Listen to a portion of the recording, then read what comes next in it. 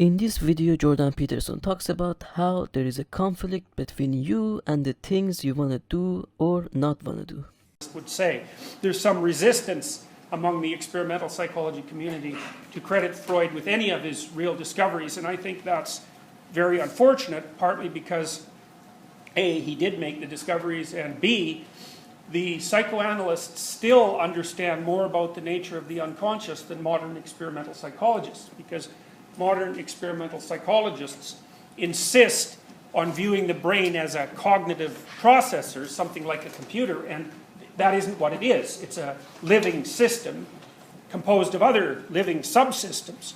And that means that, as we've discussed already, that the human psyche and its subordinate components are better conceived of as personalities and subpersonalities than in any other manner, than in systems or than information processing machines. And it's I think perhaps the most fundamental accomplishment of psychoanalysis, following Nietzsche actually, to view the human mind, the human psyche, as a place of relatively integrated subpersonalities. Even when modern people talk about themselves, they talk about the I, which would be roughly the ego in Freudian terms. They tend to think of themselves as a unitary phenomena. But the problem with that notion is that people continually do things that they find themselves doing things that in principle they don't want to do, or things that they're ashamed of, or lying when they don't want to lie, or generally misbehaving. And it's also, of course, everybody's observations that you can try to tell yourself what to do, but that doesn't work very well.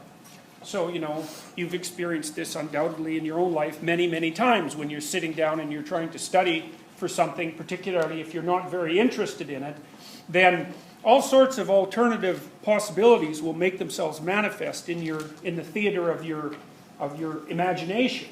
And in a sense, what's happening in those situations is that parts of you that are organized around other goals, or from the Freudian perspective, say, driven by other desires, are trying to hijack control of your motor output. And that frequently happens so that you find yourself, for example, procrastinating or rationalizing or displacing. Those are all Freudian concepts. A displacement would be, instead of doing the work you're supposed to do, you go off and do some other work. It's not a bad way of procrastinating, but it's not great because you're not focusing on what you should be focusing on. And so, in some sense, you're at war with yourself. And the major player in the war, at least in principle, is the ego. And that would be equivalent to Freud's conscious mind, at least in the initial phases of his theory. It's somewhat complicated to talk about Freud because, of course, his theory developed across time. And in the beginning, he basically broke the mind up into the conscious mind and the unconscious mind. And you can think of the conscious mind, well, that's you, essentially. That's the you that you can refer to during day-to-day experience. And then the unconscious mind is a storehouse of two broad classes of phenomena. And one would be drives that are grounded in instinct, that are either at odds with your current goal, or memories, often traumatic, that you haven't been able to integrate into your conscious framework. And so those pesky things take on their own life. If you take an animal and you take out increasingly large segments of its cortex, say, the animal still organizes itself into that animal. It starts to lose function, especially if you go deep into the brain, and you can kill an animal if you go deep into the brain. But if you stay on the cortical surface, you can take an awful lot of brain tissue out without interfering with a lot of the animal's ability to sustain itself. And what that shows is that the brain is organized in such a way so that isolated components of it will take on the function of the entire personality. And that's demonstration, in some sense, that the sub-elements of the psyche, or perhaps subsystems of the brain, can organize themselves into functional living units. And it stands to reason. If you lose an arm, you don't stop functioning.